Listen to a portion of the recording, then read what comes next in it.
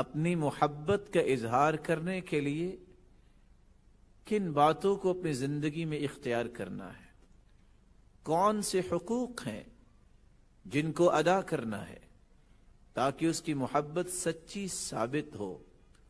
سب سے پہلی نشانی انسان کی محبت کی، مسلمان اور مومن کی محبت کی، وہ یہ ہے کہ وہ رسول اللہ صلی اللہ علیہ وسلم پر ایمان لائے، اس کی لائی ہوئی شریعت کی تصدیق کرے اور اس بات کو زبان سے بیان کرے کہ سب سے بڑی سچائی وہ ہے جو رسول اللہ صلی اللہ علیہ وسلم نے بیان کر دی، سب سے بڑی صداقت وہ ہے جو رسول اللہ صلی اللہ علیہ وسلم نے دنیا کو بتا دی۔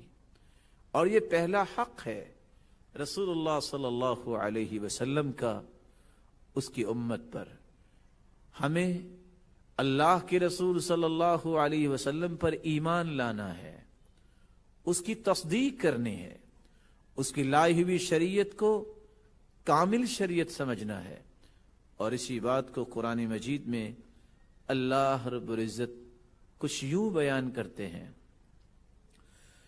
فَآمِنُوا بِاللَّهِ وَرَسُولِهِ وَالنُّورِ الَّذِي أَنزَلْنَا وَاللَّهُ بِمَا تَعْمَلُونَ خَبِيرٌ۔ اللہ پر ایمان لاؤ اور اس کے رسول پر ایمان لاؤ اور اس روشنی پر ایمان لاؤ جو اللہ رب العزت نے نازل کیا ہے۔ تم ایمان لاتے ہو، تم تصدیق کرتے ہو یا نہیں کرتے، ان دونوں پہلوؤں کو تمہارا رب جانتا ہے، وہ ایک ایک عمل پر مطلع بھی ہے، ایک ایک عمل کے بارے میں خبر رکھنے والا ہے۔ اور اگر تم ایمان لے آؤ اور اللہ کے رسول صلی اللہ علیہ وسلم کی لائی ہوئی شریعت کی تصدیق کر دو تو اللہ تمہیں دگنی رحمت سے نواز دیں گے۔ اور اسی بات کو اللہ رب العزت نے کچھ یوں بیان کیا ہے، یا ایھا الذین آمنوا اتقوا اللہ وآمنوا برسوله يؤتكم كفلين من رحمته ويجعل لكم نورا تمشون به ويغفر لكم والله غفور رحيم۔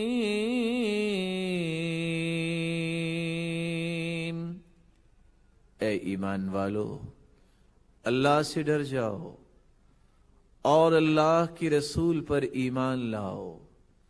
ایمان لانے کی نشانی یہ ہے تمہارے اندر اللہ کا خوف آ جائے، تقوی آ جائے، خشیت الہی آ جائے۔ نتیجہ کیا نکلے گا؟ یؤتکم کفلین من رحمتی، اللہ تمہیں دگنی رحمت سے نواز دیں گے۔ وَيَجْعَلْ لَكُمْ نُورًا تَمْشُونَ بِهِ وَيَغْفِرْ لَكُمْ۔ اس ایمان کے نتیجے میں جہاں اللہ رب العزت تمہیں دگنی رحمت سے نوازیں گے، تمہاری زندگی کے گناہوں کو معاف کر دیں گے اور تمہارے لیے ایسی روشنیوں کا بندوبست کریں گے، تمہارے اقوال میں، تمہارے اعمال میں اور تمہاری زندگی کے ہر پہلو میں اللہ رب العزت روشنی کا بندوبست کریں گے۔ جس طرح اجالے روشنی میں انسان کس طرح عمدگی سے کام کرتا ہے، تمہاری زندگی کا ہر کام ہی اللہ خوبصورت بنا دیں گے۔ اور اگر تم نے ایمان اور تصدیق کے پہلو کو اختیار نہ کیا، یہ جو پہلا حق ہے اور یہ محبت کی پہلی نشانی ہے، تو پھر اس ایمان کو چھوڑنے کی وجہ سے تمہاری زندگی بھی تنگ ہوگی، تمہیں پریشانیوں کا بھی سامنا ہوگا، اور اس کا نتیجہ قیامت کو کیا نکلنے والا ہے؟ خود اللہ رب العزت اس نتیجے کے متعلق مخلوق کو خبردار کر رہے ہیں، وَمَن لَّمْ يُؤْمِن بِاللَّهِ وَرَسُولِهِ فَإِنَّا أَعْتَدْنَا لِلْكَافِرِينَ سَعِيرًا۔ جو اللہ اور اس کے رسول پر ایمان نہیں لاتا، تصدیق نہیں کرتا، اس نے تو گویا اللہ اور اس کے رسول کے ساتھ کفر کیا۔ یہ کفر دہکتی ہوئی آگ کا سبب بن جائے گا۔ اللہ رب العزت ہم سب کو قیامت کی ہولناکیوں سے محفوظ فرمائے۔ میری اور آپ کی سچی محبت کی دوسری نشانی یہ ہے، اور رسول اللہ صلی اللہ علیہ وسلم کا اس کی امت پر دوسرا حق یہ ہے، اس کی تعریف کی جائے۔ وہ ہستی جو بے مثال ہے، اس کی تعریف کرنا یہ میری اور آپ کی زبان کی سعادت ہے، یہ قلم اور اس کاغذ کی سعادت ہے جس قلم کے ساتھ اس ہستی کے تذکرے لکھے جائیں، جس کاغذ پہ اس ہستی کے تذکرے لکھے جائیں۔ یہ میرے اور آپ کے لیے سعادت اور شرف ہے کہ ہم اس کی تعریف کریں، اور اس کی تعریف کا اگر باب کھولا جائے تو راتیں گزر جاتی ہیں لیکن اس کی تعریف مکمل نہیں ہوتی۔ رسول اللہ صلی اللہ علیہ وسلم کی اس سے بڑی تعریف کیا ہے؟ رسول اللہ صلی اللہ علیہ وسلم کو افضل الرسل، افضل البشر، خاتم النبیین اللہ رب العزت نے بنا کے بھیجا۔ قیامت کے دن پوری کائنات بشمول انبیاء، رسول اللہ صلی اللہ علیہ وسلم فرماتے ہیں کنتو امام النبیین وخطیبہم ولا فخر۔ میں صرف دنیا میں ہی پوری کائنات سے اعلیٰ نہیں، مجھے اللہ نے قیامت کے دن بھی پوری کائنات کا امام بنایا ہے، خطیب بنایا ہے۔ میں ہی اللہ رب العزت سے گزارش کروں گا، تبھی جا کے دنیا کی ہولناکیوں کو اللہ رب العزت یوں ختم کریں گے کہ لوگوں کا حساب و کتاب شروع ہوگا۔ میری اور آپ کی سچی محبت کی تیسری علامت یہ ہے، اور رسول اللہ صلی اللہ علیہ وسلم کا ہم پر تیسرا حق یہ ہے کہ اس کا احترام کیا جائے، اس ہستی کی توقیر کی جائے، اس ہستی کی عزت کی جائے۔ ایک وہ عزت تھی جو آپ صلی اللہ علیہ وسلم کی زندگی میں صحابہ کیا کرتے۔ آج میں اور آپ کیسے عزت کر سکتے ہیں؟ زندگی کے کسی بھی مرحلے میں اگر اللہ کے رسول کا فرمان سامنے آ جائے، صحیح حدیث سامنے آ جائے، کسی مومن کے لیے جائز نہیں کہ پھر اس فرمان سے اعراض کرے۔ اللہ رب العزت اس لیے قرآن مجید میں فرماتے ہیں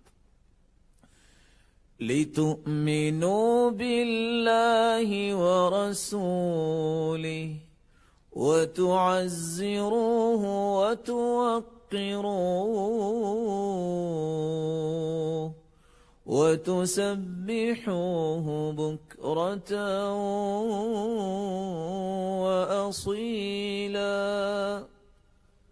تم اللہ پر ایمان لاؤ اور اس کے رسول پر ایمان لاؤ، اس کی عزت اور توقیر کرو، اللہ کی حمد اور تعریف بیان کرو۔ اور عزت یہ ہے، میری زندگی میں جب بھی کوئی مسئلہ پیش آ جائے، میری جتنی بھی رائے میں قوت ہو، میرے جتنے بھی تجربات عمدہ ہوں، میں کسی بڑے سے بڑے انسان کی بات کو بھی کوٹ کر رہا ہوں، جب اللہ کے رسول کا فرمان آ جائے تو میں زندگی کے تمام پہلوؤں کو خیر آباد کہہ دوں کہ بس اس سے آگے میں نہیں جا سکتا، یہ میری انتہا ہے۔ اللہ کے رسول صلی اللہ علیہ وسلم کی بات پر میں اپنی بات کو بلند نہیں کر سکتا۔ اور اسی بات کو اللہ رب العزت نے کچھ یوں سمجھایا يا أيها الذين آمنوا لا تقدموا بين يدي الله ورسوله واتقوا الله إن الله سميع عليم يا أيها الذين آمنوا لا ترفعوا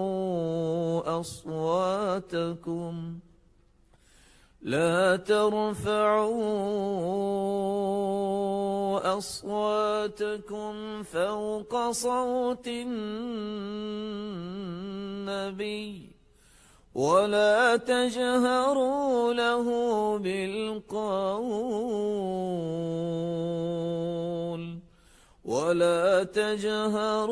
له بالقول كجهر بعضكم لبعض أن تحبط أعمالكم وأنتم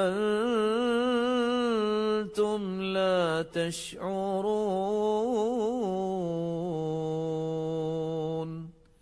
اے ایمان والو، لا تقدموا بین یدی اللہ ورسولہ، اللہ اور اس کے رسول کے فیصلوں سے آگے نہ جاؤ، اللہ سے ڈر جاؤ.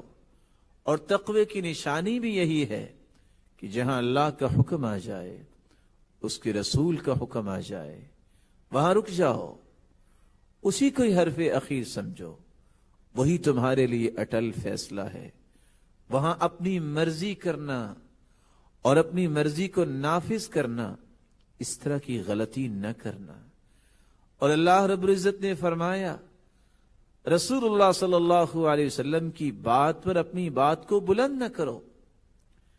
یہ آیت جب صحابی نے سنی، ثابت بن قیس بن شماس اپنے گھر بیٹھ کے رونے لگ گئے. پوچھا کہاں ہیں یہ صحابی؟ جواب ملا یہ گھر بیٹھے رو رہے ہیں. رونے کی کیا بات ہے؟ وہ رو اس لیے رہے تھے کہ اللہ نے ان کو آواز اونچی دی تھی، جب بھی بولتے تو وہ اونچا بولا کرتے تھے، تو ان کو یہ خطرہ لاحق ہوا کہ میری بات تو رسول اللہ صلی اللہ علیہ وسلم سے بلند ہو گئی تو قیامت کے دن تو ہوگا ہی ہوگا، ابھی قرآن اتر چکا ہوگا، میں تو منافق ہو گیا ہوں گا. آپ صلی اللہ علیہ وسلم نے اپنے صحابی کو بلایا اور فرمایا تمہیں یہ خوف لاحق ہو گیا کہ تم جہنم میں جاؤ گے، انک لست من اہل النار، میرے صحابی تم جہنمی نہیں، تم تو جنت میں جاؤ گے. اس بات سے مراد یہ ہے جب میرا فیصلہ آ جائے اس کے آگے کوئی اور بحث کرنے کی ضرورت نہیں.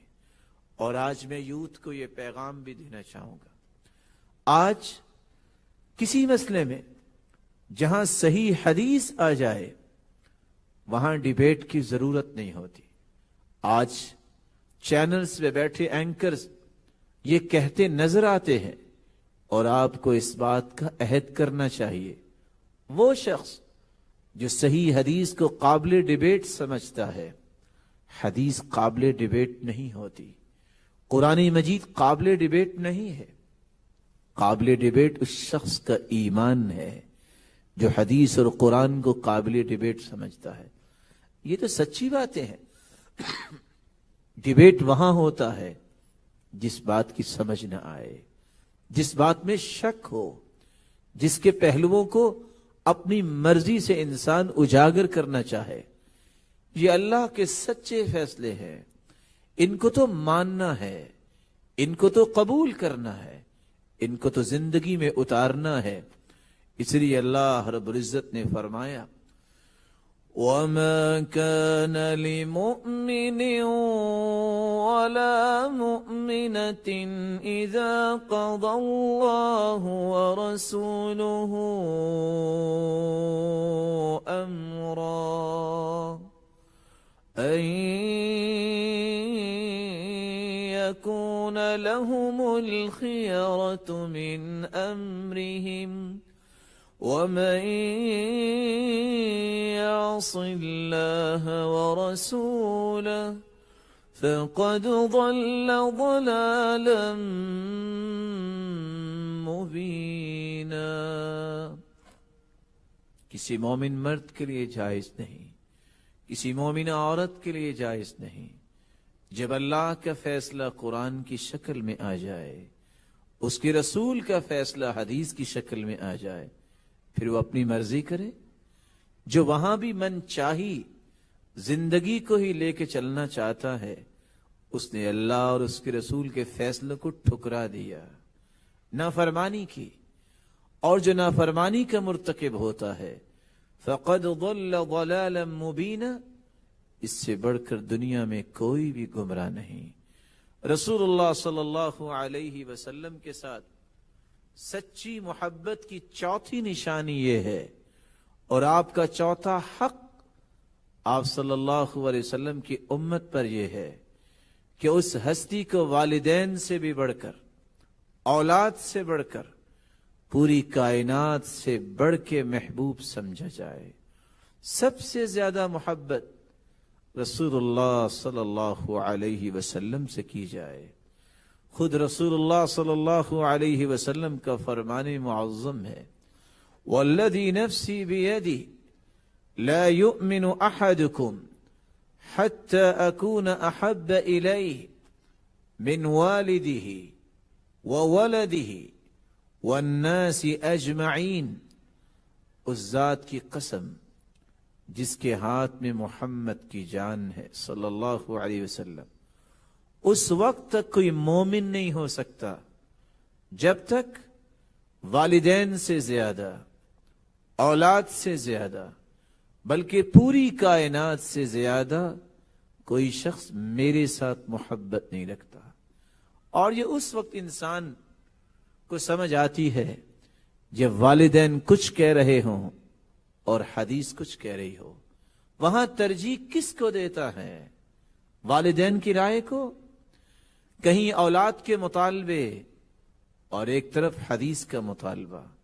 اگر اولاد کے مطالبے کو حدیث پر مقدم کرتا ہے تو وہاں پتہ چلتا ہے کہ وہ کس سے محبت کرتا ہے. دنیا کے رسم و رواج، خاندانی رکھ رکھاؤ کے بناوٹی اصول جب حدیث سے ٹکرا رہے ہوں، وہاں دیکھنا پڑتا ہے میں کس کو مقدم کروں. ایک منہجی مسلمان، ایک سچا محب وہ ہوتا ہے جہاں اللہ کے رسول صلی اللہ علیہ وسلم کی بات آ جائے، وہاں نہ والدین کی بات کی پرواہ کرتا ہے، نہ اولاد کی باتوں کی پرواہ کرتا ہے، نہ دنیا کی باتوں کی پرواہ کرتا ہے. سوچئے، ماں سے بڑھ کے تو دنیا میں کوئی بھی عظیم ہستی نہیں جس کو اللہ تعالیٰ نے نعمت بنایا ہے. جب سعد رضی اللہ تعالی عنہ کی ماں نے ہی کہا تھا، بیٹا محمد کا لایا ہوا دین چھوڑ دو، وگرنہ میں کھانا چھوڑ دوں گی اور اسی حالت میں مر جاؤں گی. تم گزرو گے لوگوں کے سامنے سے، فَيُعَيِّرُونَكَ، تجھے عار دلائیں گے اور کہیں گے یا قاتل اے اپنی ماں کی قاتل کہاں جا رہے ہو؟ کہا میری ماں تجھ سے بڑھ کے تو میں کسی کا احترام کیسے کر سکتا ہوں، لیکن میں دین نہیں چھوڑ سکتا. ایسا ہی ہوا، ماں نے کھانا چھوڑ دیا. بیٹے نے جب دیکھا کہ معاملہ اس طرح تو حل نہیں ہوگا، فقام سعد، لم يقم سعد بل قام جبل، سعد نہیں اٹھے، ایک پہاڑ عظیمت کا اٹھا، اپنی ماں کے پاس پہنچے اور مخاطب ہو کے کہتے ہیں، یا اماں لو ان لك 100 نفس تخرج امامی نفسا نفسا. او میری ماں، ایک جان اللہ نے تجھے عطا کی ہے، اگر 100 جانیں بھی اللہ عطا کر دے اور میری آنکھوں کے سامنے 100 کی 100 جانیں ایک ایک کر کے نکل جائیں، میں پھر بھی محمد کا لایا ہوا دین نہیں چھوڑ سکتا. رسول اللہ صلی اللہ علیہ وسلم سے سچی محبت کی چوتھی نشانی یہ ہے کہ کائنات میں سب سے زیادہ اگر محبت کی جائے اللہ تعالی کے بعد تو رسول اللہ صلی اللہ علیہ وسلم سے کی جائے. پانچویں نشانی اور پانچواں حق رسول اللہ صلی اللہ علیہ وسلم کا یہ ہے کہ اس کی اطاعت کی جائے، اس کی نافرمانی سے اپنے آپ کو بچایا جائے. اس لیے اللہ رب العزت نے قرآن مجید میں اس بات کا حکم دیا، یا ایھا الذین آمنوا اطیعوا اللہ ورسولہ ولا تولوا عنہ وانتم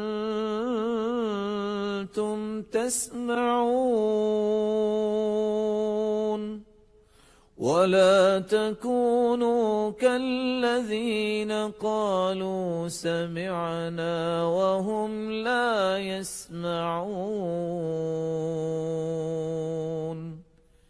ایمان والو، اللہ اور اس کے رسول کی اطاعت کرو اور رسول اللہ صلی اللہ علیہ وسلم کی بات سے اعراض نہ کرو. سننے کے بعد، سمجھنے کے بعد، پتہ چل جانے کے بعد اگر تم اس کی اطاعت نہیں کرو گے تو قرآن مجید نے واضح الفاظ میں کہہ دیا، وَلَا تُبْطِلُوا أَعْمَالَكُمْ، تم اعمال بھی بجا لاؤ. اگر رسول اللہ صلی اللہ علیہ وسلم کی اطاعت نہیں ہے، اس کے طریقے کے مطابق نہیں ہے تو وہ عمل باطل ہے، وہ اللہ کے ہاں قابل قبول نہیں. اس کی نافرمانی سے بچو. کس طرح اس کی نافرمانی سے بچا جائے، کس طرح اس کی اطاعت کی جائے؟ اللہ رب العزت نے ایک اصول دے دیا، وَمَا آتَاكُمُ الرَّسُولُ فَخُذُوهُ وَمَا نَهَاكُمْ عَنْهُ فَانْتَهُوا وَاتَّقُوا اللَّهَ إِنَّ اللَّهَ شَدِيدُ الْعِقَابِ. جس بات کا حکم دے دے رسول اللہ صلی اللہ علیہ وسلم، اس بات کو مان لو، اس حکم کو بجا لاؤ. جس بات سے روک دیں اس سے رک جاؤ. اللہ سے بھی ڈر جاؤ، اور تمہارے تقوی کی علامت یہ ہوگی کہ تم اللہ کے رسول کی نافرمانی نہیں کرو گے، تم اس کی اطاعت پہ اپنے آپ کو لگاؤ گے. اور یاد رکھنا، اگر تم نے اس کی نافرمانی کی اور اگر تم نے اس کی اطاعت نہ کی، واللہ شدید العقاب، اللہ کے ہاں بڑے سخت عذاب ہیں. اللہ رب العزت ہمیں محفوظ فرمائے. اس لیے رسول اللہ صلی اللہ علیہ وسلم نے فرمایا تھا، صحیح بخاری کی روایت ہے، کل امتی يدخلون الجنہ الا من ابا، میرے صحابہ میری ساری امت جنت میں جائے گی سوائے اس کے جو جنت جانے سے انکار کر دے گا. قیل ومن یأبى یا رسول اللہ صلی اللہ علیہ وسلم، سرتاج رسول کو جنت جانے سے بھی انکار کرتا ہے؟ قال من اطاعنی دخل الجنہ ومن عصانی فقد ابى، جس نے میری اطاعت کی اس نے حقیقت میں جنت جانے کا سودا کر لیا، اور جس نے میری نافرمانی کی اس نے نافرمانی ہی نہیں کی بلکہ اس نے جنت جانے سے انکار کر دیا. پانچواں حق یہ ہے، چھٹی نشانی اور چھٹا حق رسول اللہ صلی اللہ علیہ وسلم کا اس کی امت پر یہ ہے کہ زندگی کی ہر ادا کو اس کی ادا کے مطابق کیا جائے، اس کے رنگ میں اپنے آپ کو رنگ دیا جائے. رسول اللہ صلی اللہ علیہ وسلم کو اللہ تعالیٰ نے پوری کائنات کے لیے آئیڈیل بنایا ہے. नमूना बनाया है। लक़द कान लकुम फी रसूलिल्लाहि उस्वतुन हसना लिमन कान यर्जुल्लाह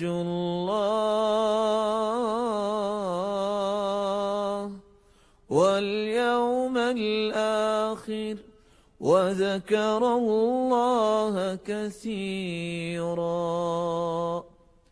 ایک سچے محبت کرنے والے کو اللہ کے رسول کی اداؤں کو اپنی اداؤں میں شامل کرنا ہوگا۔ آپ نے خوشی کے موقع پہ کیا کیا؟ مجھے وہ کرنا ہے۔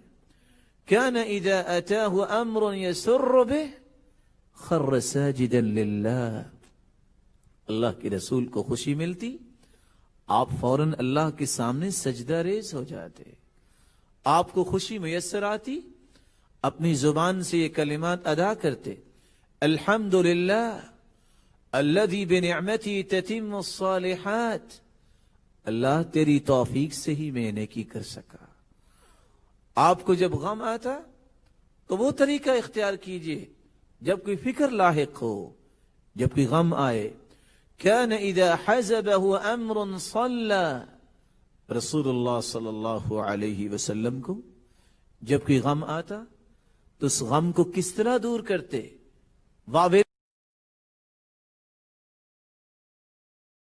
نہ کیا، بلکہ فوراً اللہ کے سامنے سجدہ ریز ہو جاتے۔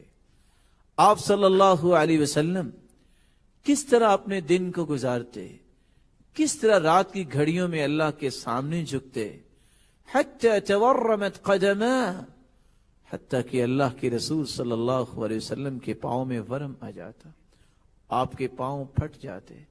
آج مجھے اللہ کے رسول صلی اللہ علیہ وسلم سے اگر سچی محبت ہے تو مجھے اور آپ کو اس کی اداؤں کو اپنی اداؤں میں شامل کرنا ہوگا۔ ساتویں نشانی اور ساتواں حق جو رسول اللہ صلی اللہ علیہ وسلم کا ہر امتی پر ہے کہ جب اس کا نام نامی اس میں گرامی آ جائے، اس پر درود پڑھا جائے، اللہم صلی علی محمد وعلی آل محمد كما صلیت علی ابراہیم وعلی آل ابراہیم انک حمید مجید، اللہم بارک علی محمد وعلی آل محمد كما باركت على إبراهيم وعلى آل إبراهيم إنك حميد مجيد۔ جبریل امین تشریف لاتے ہیں اور آ کر خبر دیتے ہیں، یا محمد صلی اللہ علیہ وسلم، من صلى من امتك صلاة واحدة، آپ کے امتیوں میں سے کوئی شخص اگر ایک مرتبہ درود پڑھتا ہے، اللہ رب العزت اسے 3 انعامات سے نوازتے ہیں۔ كتب اللہ له 10 حسنات ومحى عنه 10 سیئات ورفع له 10 درجات، اللہ 10 نیکیاں لکھ دیتے ہیں، 10 گناہوں کو معاف فرما دیتے ہیں، 10 درجات کو بلند کر دیتے ہیں۔ وصلى الله عليه وملائكته 70 صلاة فليقل عبد من ذلك أو ليكثر، اور چوتھا انعام یہ ہے اللہ رب العزت 70 رحمتیں اس پر نازل کر دیتے ہیں، اور اللہ رب العزت کے نورانی فرشتے کھربوں کی تعداد میں 70 مرتبہ اس کی بخشش کی دعائیں کرتے ہیں۔ اور چھٹا انعام یہ ہے جو صبح اور شام 10 مرتبہ درود پڑھتا ہے، ادرکت شفاعتی یوم القیامہ، قیامت کے دن رسول اللہ صلی اللہ علیہ وسلم کی سفارش اور شفاعت اسے نصیب ہوگی۔ درود نہ پڑھا جائے دعا کے اندر تو دعا آسمانوں تک چڑھتی ہی نہیں، اور رسول اللہ صلی اللہ علیہ وسلم نے فرمایا سب سے بڑا بخیل وہ ہے جو درود میں بخل کرتا ہے۔ اور جب صحابی نے کہا کہ میں درود کتنا پڑھوں، کیا 1 حصہ درود اور 2 حصے دعا؟ فرمایا فَإِن زِدْتَ فَهُوَ خَيْرٌ لَكَ، اگر زیادہ پڑھ لو تو اور بہتر ہے۔ فرمایا فَالشَّطْرُ، اگر آدھا درود اور آدھی دعا کروں تو پھر؟ فرمایا اور زیادہ پڑھ لو تو اور بہتر ہے۔ فرمایا فَالثُّلُثَيْن، 2 حصے درود پڑھ لوں تو کیا خیال ہے؟ فرمایا فَإِن زِدْتَ فَهُوَ خَيْرٌ لَكَ، اگر اور زیادہ پڑھ لو تو بہتر ہے۔ کہا اگر میں درود ہی پڑھتا رہوں تو جواب دیا اِذَن تُكْفَى هَمُّكَ وَيُغْفَرُ لَكَ ذَنبُكَ، تو پھر تیری زندگی کے سارے غم بھی اللہ دور فرما دیں گے اور زندگی کے گناہوں کو بھی معاف کر دیں گے۔ 8ویں نشانی، زندگی کے ہر معاملے میں اللہ کے رسول کے فیصلے کو آخری فیصلہ سمجھا جائے۔ قرآن مجید میں اس لیے اللہ رب العزت فرماتے ہیں فَلَا وَرَبِّكَ لَا يُؤْمِنُونَ حَتَّى يُحَكِّمُوكَ فِي مَا شَجَرَ بَيْنَهُمْ، اے میرے محبوب صلی اللہ علیہ وسلم، مجھے میری کبریائی کی قسم، میری عظمت اور تقدس و جلالت کی قسم، جب تک تیری بات کو لوگ آخری بات نہ سمجھیں، تیرے فیصلے کو اٹل فیصلہ نہ سمجھ لیں، وہ میرے نزدیک مومن ہی نہیں۔ 9ویں نشانی اور رسول اللہ صلی اللہ علیہ وسلم کا 9واں حق یہ ہے کہ اس کا وہ مقام لوگوں کے سامنے بیان کیا جائے جو اللہ نے مقام دیا ہے، نہ اس میں کوئی کمی کی جائے، نہ اس میں کوئی زیادتی کی جائے، نہ ان کے مقام سے ان کو گرایا جائے والعیاذ باللہ، اور نہ ہی ان کے مقام کو اتنا زیادہ بیان کیا جائے کہ ان کو خالق و مالک کے برابر کر دیا جائے۔ اس لیے رسول اللہ صلی اللہ علیہ وسلم نے فرمایا لا تطرونی کما اطرت النصارى ابن مریم، مجھے اتنا نہ بڑھاؤ چڑھاؤ جس طرح عیسائیوں نے عیسیٰ بن مریم کی اس طرح تعریف کی کہ یہاں تک کہ ان کو اللہ کا بیٹا بھی کہنے والوں نے کہہ دیا۔ 10واں اور آخری حق یہ ہے، اور 10ویں اور آخری محبت میری اور آپ کی سچی محبت کی نشانی یہ ہے کہ ہم اس بات کی خواہش کریں اے اللہ قیامت کے دن ہمیں اس محبوب کی رفاقت نصیب فرما۔ رسول اللہ صلی اللہ علیہ وسلم کے پاس صحابی ربیعہ بن کعب رضی اللہ تعالی عنہ وضو کروانے کے لیے پانی لے کر آئے۔ آپ نے فرمایا سل، میرے صحابی کیا مطالبہ ہے؟ میں دعا کرتا ہوں اللہ اس کو پورا فرمائیں گے۔ قال اسألک مرافقتک فی الجنہ، سرتاج رسول ایک ہی خواہش ہے، یہ نسبت اور قسمت مجھے بہت پیاری لگتی ہے، آپ مخدوم ہوں میں خادم ہوں، جنت میں آپ کی رفاقت مل جائے۔ قال او غیر ذلك، میرے صحابی کچھ اور؟ قال هو ذاك یا رسول اللہ صلی اللہ علیہ وسلم، اللہ کی رسول صلی اللہ علیہ وسلم، جنت ہو اور آپ کی صحبت ہو، اس سے بڑھ کے میں کیا خواہش کروں؟